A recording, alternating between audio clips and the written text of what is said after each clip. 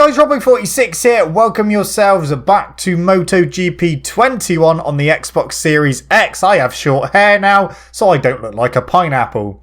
Anyway, we're starting career mode today, so let's get straight into it. So welcome to the MotoGP 21 managerial career. Step into the shoes of a professional rider and begin your journey towards the World Championship title. Get ready to confront the MotoGP heroes and to deal with all the aspects of a life of a real racer. Select your debut class by starting straight from MotoGP or by climbing your way up from Moto2 or Moto3. So we can start in any class. I'm going to start in Moto3 because it's just a natural progression. With the help of a personal manager, you will find contracts with the official teams or with new teams that will be set up as seasons go by. Contact a team that you are interested in joining, receive a contract proposal and sign up with them. Take to the track during the MotoGP winter tests and help the team address bike development issues. Manage your technical staff and hire a chief engineer and a data analyst who can help you collect data for the bike. Contact the parent company and ask for support to improve your bike by accessing the development tree system. That's new.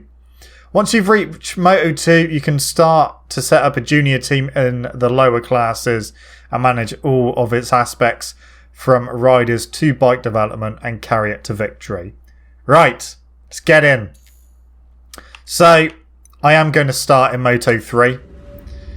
So, that's good. So you can pick the full calendar or you can go and do the official 2021 calendar, which is what we're going to do. So obviously the full calendar, it has COTA, Circuit of the Americas in it, which isn't in the official calendar, and obviously has Qatar twice.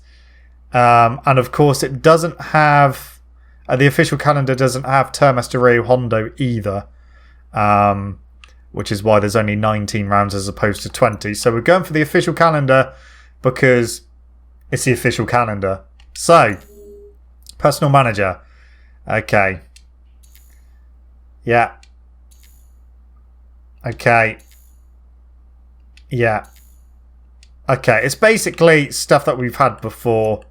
Are these all going to be pretty much the same? Not a lot of experience, a potential gamble, specialise in getting good salary offers. Not a lot of experience, a potential gamble, specialise in economic negotiations for bonuses and salary rates. Specialise in seeking out offers to sign on from teams. Specialise in economic negotiations for bonuses and salary rates. We've seen that one already. And specialise in getting good salary offers. So the only different one really, we've got two...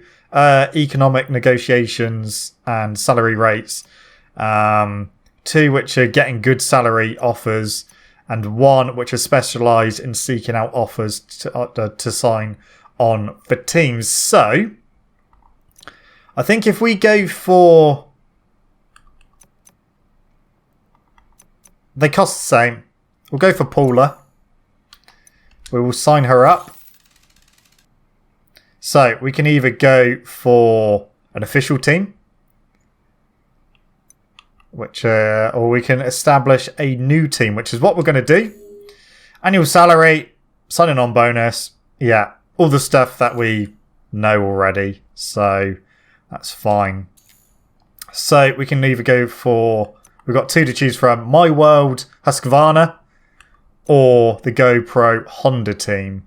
I'm already drawn more towards the Honda, just because it's, in real life, it's a bit different. It's got good top speed compared to the KTM, although they are very close at the moment. But yeah, I just prefer the Honda over the Husky, so we'll go with the Honda. Thank you very much. So now we get to do bike livery. Now, I've already made a helmet, which is what we're wearing, so I'll just show you. So obviously red and black. It's got my logo on it. It's a very basic helmet. Got my logo at the back as well. Helmet liveries and that, not my forte. But it is what it is. So we need a number. I haven't made a number yet. That's annoying. but I usually go for number 90. Yeah, we'll go for 90. Rider sticker, I haven't made one of them yet either, so I should do that at some point. We'll just go for Hurricane. So basically what I want is... let's go for Livery. So first livery is that one. Second livery is that one. I think I prefer... I think I'll stick with the second one. But I do want to change the colours slightly. So we've got opaque plastic at the moment. If we go glossy, that makes it a bit darker. I find that the opaque black looks more grey. Yeah,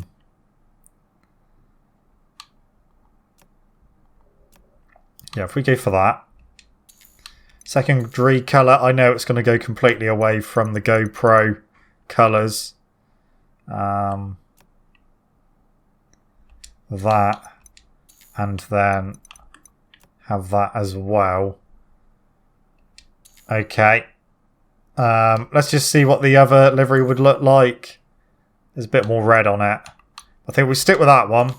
And then if we change the rim colour to red as well, and then that will make it look a bit better. So that's what we're going to go for. Suit we need to do.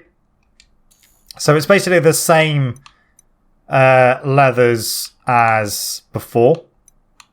I'll go for that one. Main colour black, that's fine.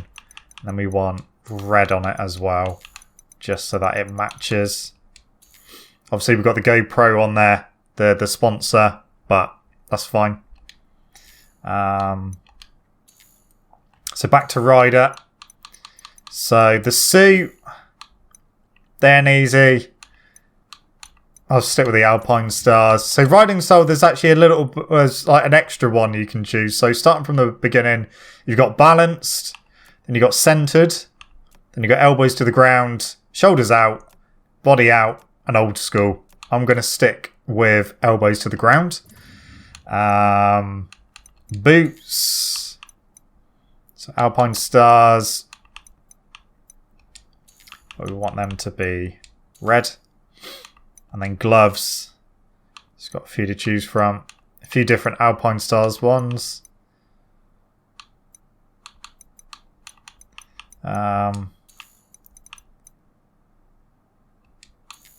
Yeah. Okay, we're looking pretty good. So is that everything? Knee sliders. Make them red as well. Okay. That is everything. I would like my number to be red, to be fair. I might just go for 37 for now, just because it's red and it suits a bit better. Okay, we're ready. We're ready. Let's launch the team.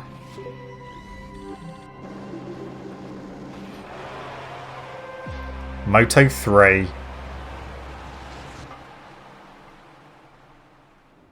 Okay. Team launch. There we are. Now I have turned music off, so obviously I'm assuming there's meant to be music playing now, but I have turned all music off. Never mind. It's fine, just hear people talking in the background, as they do. That's right, so we've got calendar there, standings obviously, personal manager, technical staff, that's headquarters.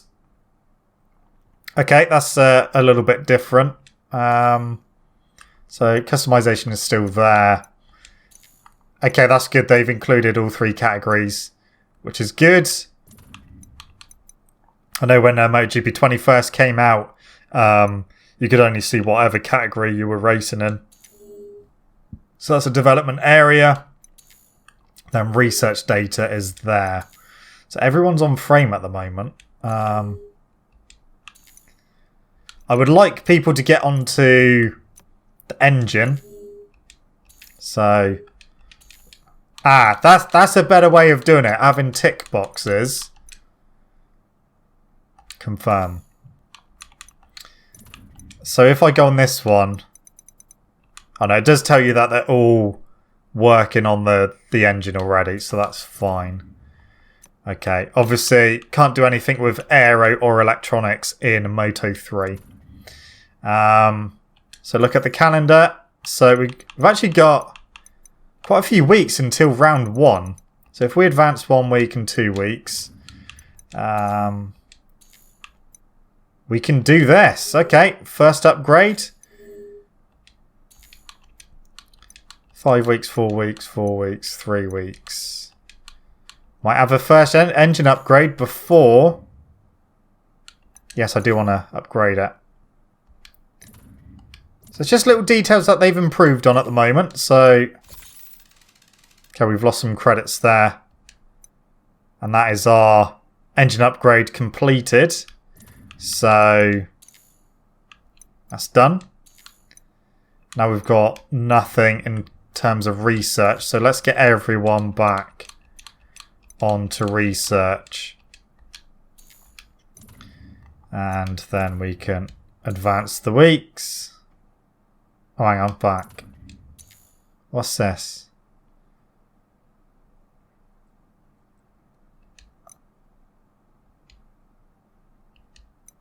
Okay, payment salaries.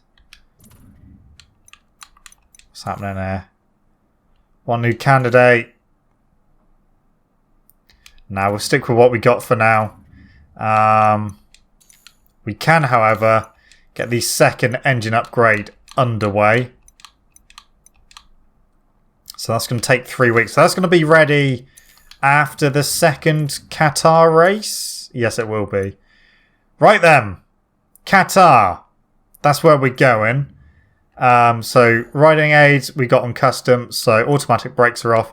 Assisted front brake is disabled. Brake input modulation is disabled. Transmission is manual. Manual start is on. Electronics are real. Acceleration input modulation is disabled. Cornering input modulation is disabled. Off-track help is off. So that's that. Race options, this is what we want. So,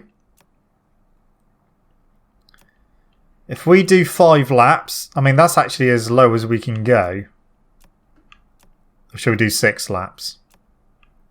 We'll do 6. Going to start on 120%. See how we get on with it. Penalty strict. Tyre and fuel proportionate, which is fine. Bike recovery. I'll turn it on, but I do have a slight issue with it. Quick track entry. I'll put that on. That just means that we can do a flying lap straight away. Okay. Basically, what I've seen so far, after doing some quick races, is that the AI don't recover their bike. They just respawn back on track, even if you've got bike recovery turned on. So the player still has to get up and run to their bike, but the AI don't, which is very weird. I'm hoping that's going to be patched at some point, hopefully before release. I am recording this before the game is out, so hopefully we shall see. But right, let's get on with it. Go to the first Grand Prix. So, I'm not going to take part in FP1 or FP3. I'll do qualifying and then, of course, the race. Right, let's see how we get on. Okay, so I've actually got straight through to Q2. I was second quickest in FP1, literally less than 1/10 of a second behind Mino, who was quickest. But yeah, we're straight through to Q2, which is good. We've done some, we've done a development test. But what we're going to do now is, with Moto 3, you haven't got to worry about anything with the brakes. You've only got, well, you've got no options. So that's for MotoGP only. So we go for a soft front, soft rear tyre, and let's get going. So one thing I have noticed is when you come to, yeah, that's a development thing that I've done. Just reaching the top speed. When you come to a track for the first time, whether you've got the ideal trajectory turned on or off, it gives it, well, for your first clean lap, it has the ideal trajectory turned on for corners only. regardless of whether you got it turned on or off. So I was a little bit confused by that because I had it turned off, but they were still showing. It wasn't until I actually done a lap, they then disappeared, which I was obviously very happy about. So let's see what we can do in this qualifying session.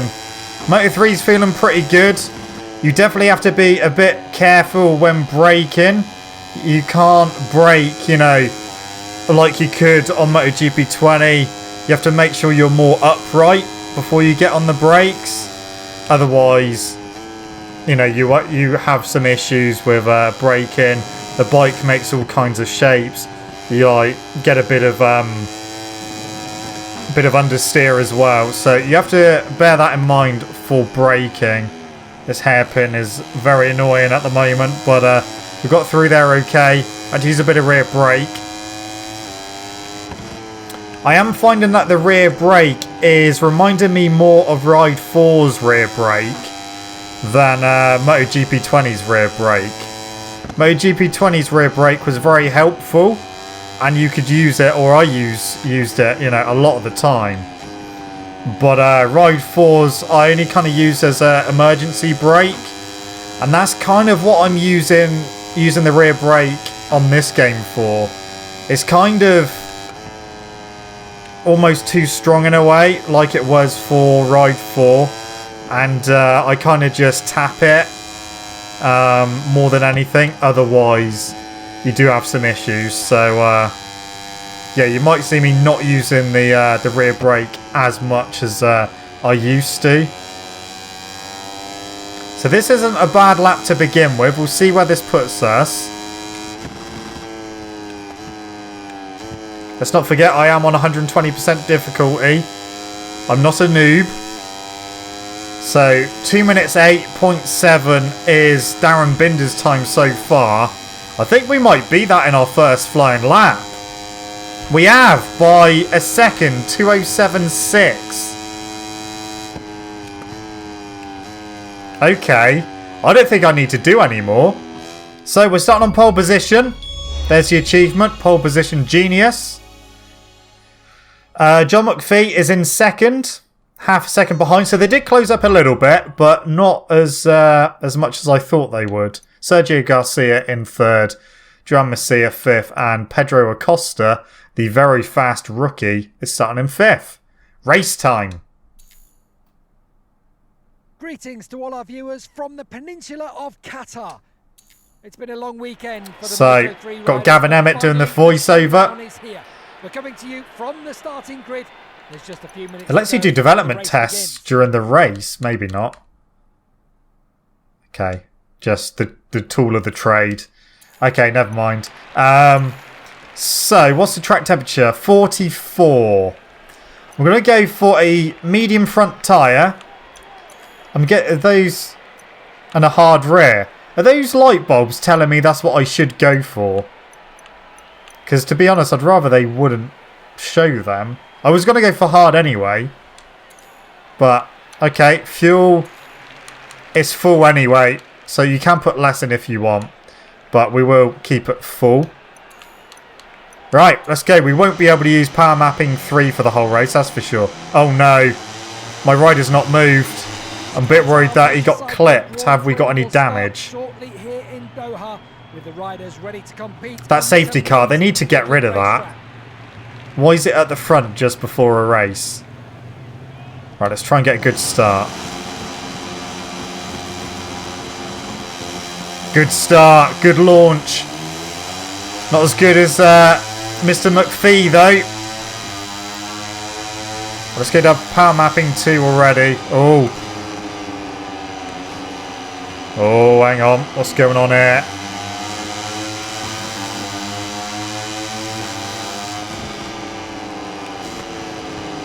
Oh, get off me. That was a good exit there.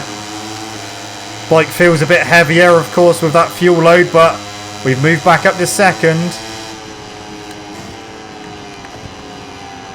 Oh, McPhee made a mistake. Oh, there's been a crash as well. McPhee lent on me a bit there. We got a fight on our hands. Green flag. Come on.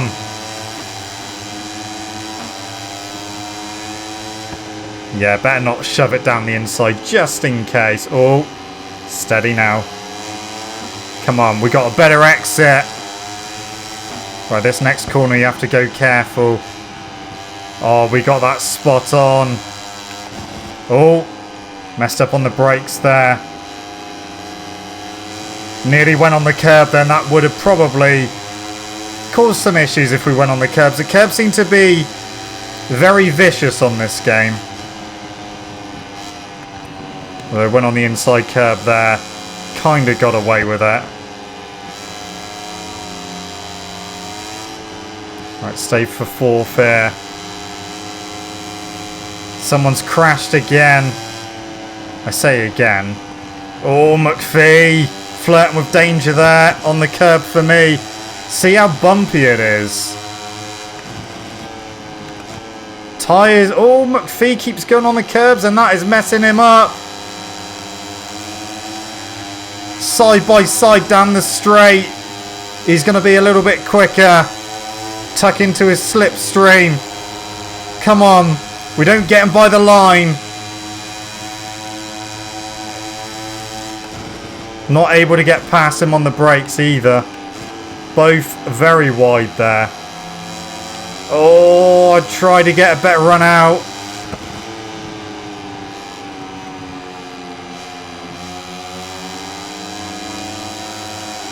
Oh. So obviously I've got traction control set on 1, which is as low as it will go. There is no 0 option. And oh, McPhee again. I nearly followed him onto the green then. You do get warnings. You get 5 warnings. And then you got to take a long lap penalty. Nearly went into the back of McPhee then. Wrong side. This is a good start. Can we sneak through? Come on. No. Oh, we got a bit of contact there with McPhee. Once we had a little bit of contact, I couldn't get off him then. We kind of got properly tangled there. Properly tangled. KTM of Pedro Acosta. Oh, he's coming through. The young rookie who in real life managed to start from pit lane at Qatar and still win the race. McPhee's still there, but he just hit the curb there. Someone else has gone down. I'm trying to get... Oh, Acosta. All over the curb. That's allowed me back through.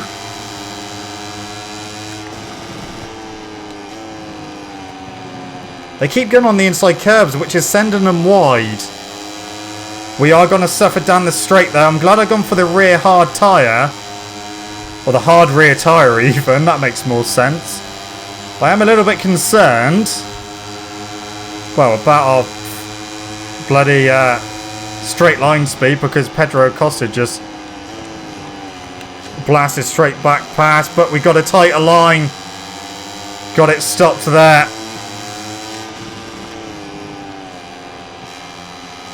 Yes, okay, we lead.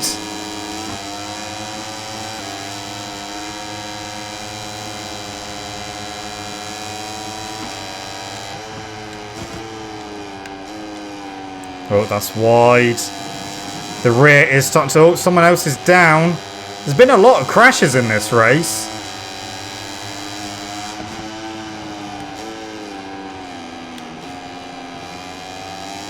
I don't want to add to it, of course.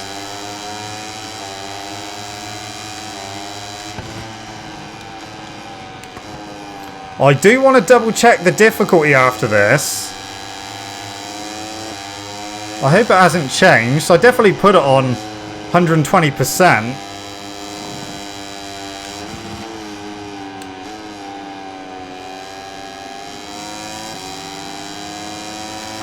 Fuel, we're okay at the moment.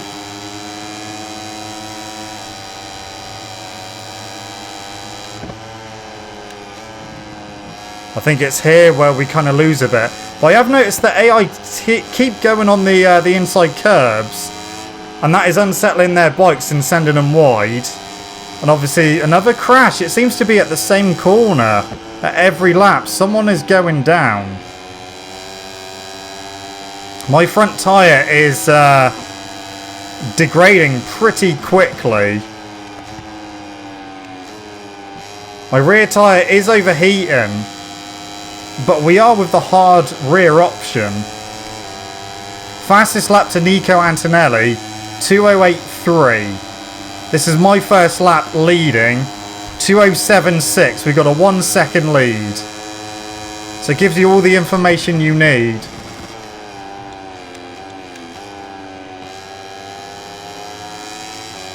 Seems like the sun is going down.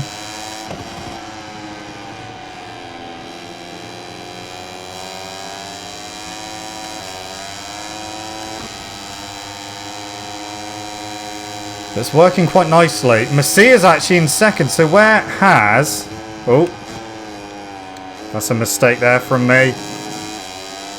Where's Acosta gone? Can't see him. I think Acosta must have been one of the crashes on the previous lap, potentially.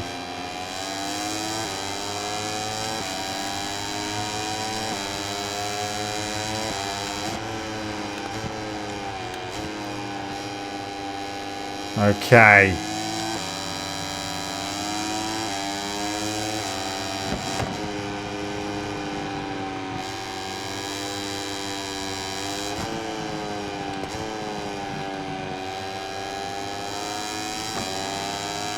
It's good to be back in Moto 3. I know it wasn't that long ago that we done Moto 3, and that was on MotoGP 20.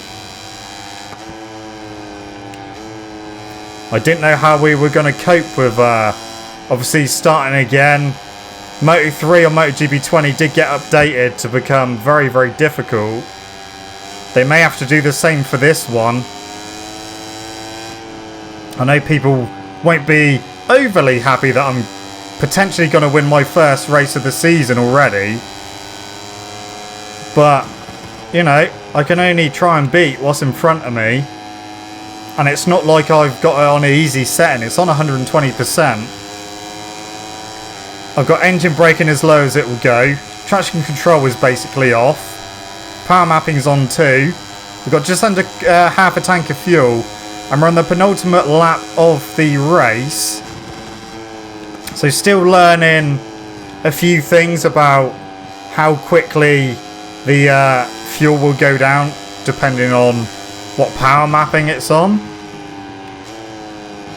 It is good though, it seems like you can't do 3 laps in career mode, because the lowest I could put it was 5, so I obviously went for 6.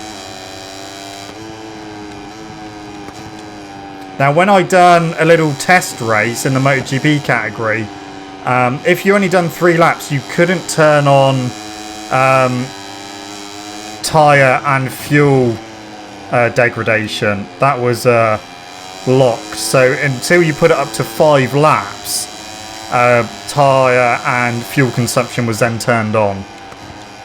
Or you had the choice to if you'd done quick race. The rear tyre is losing more grip. And we haven't got a huge lead.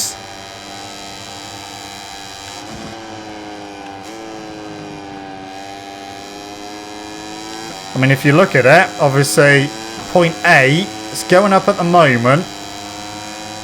Joan Masia in second.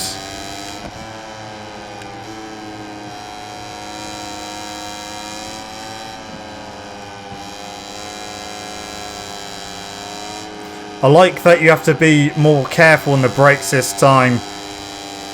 You know, you start braking. Yeah, someone's gone down again. That was Andrea Mino. So Mino's gone down. You like that, obviously, to get the better or the best brake performance, you have to be pretty much upright, which is good. That's how it should be. We've got 1 lap to go, so let's put it on power mapping 3. I love seeing my logo on the helmet. Still over the moon that it's in the game. This is the final lap. Front tyre is not in a good way. So we are going to have to go careful on this lap with the front.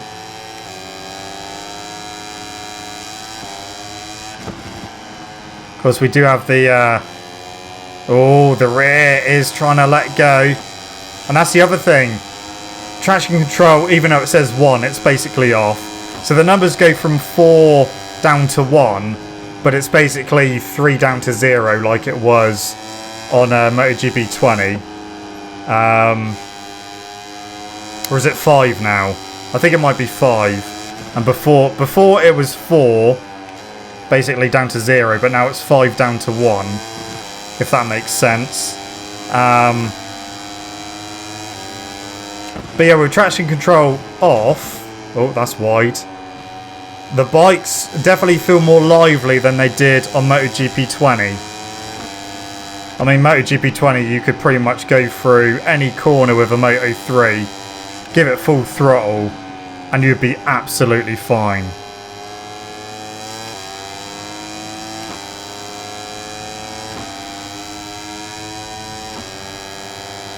So we got the fastest lap. We're going to get the gentleman's set here.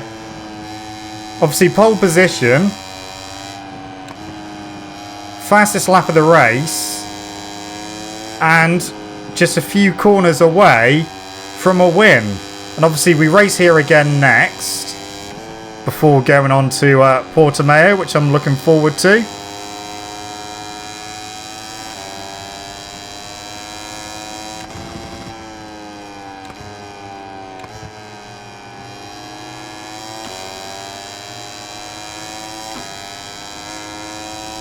We are going to win by 2.3 seconds. It's John McPhee has made it up to second. Messia's down to 5th now.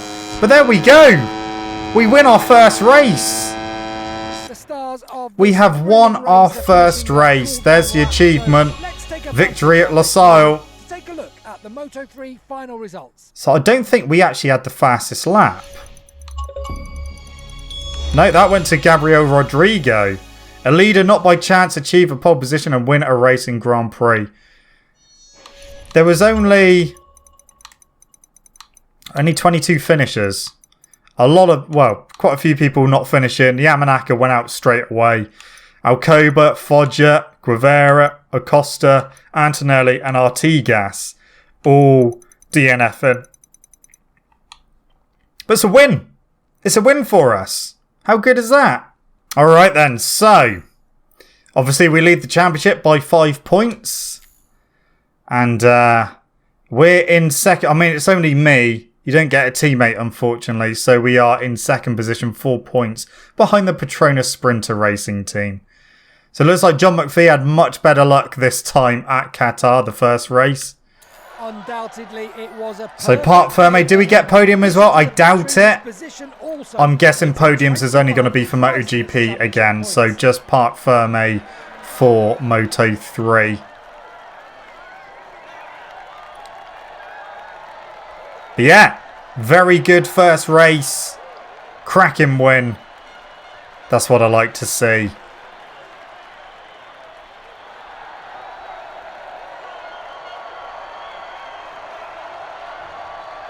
Nice. Look at that. Beat our qualifying objective. Skip that. Excellent.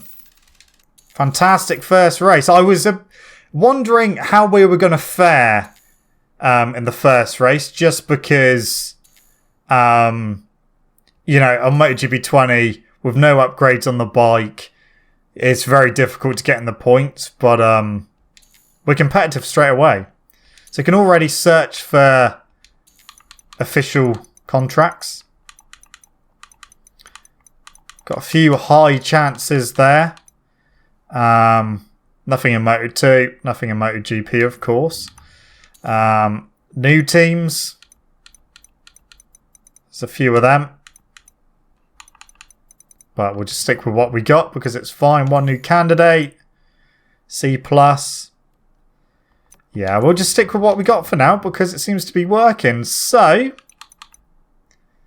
Yeah, it's not till after the second Qatar race that we get our next upgrade. But, yeah, let's look at the standings for all three categories. So, obviously, in Moto 3, I'm leading that at the moment from John McPhee in second, Kaito Toba in third even, Sasaki in fourth, and Masia in fifth.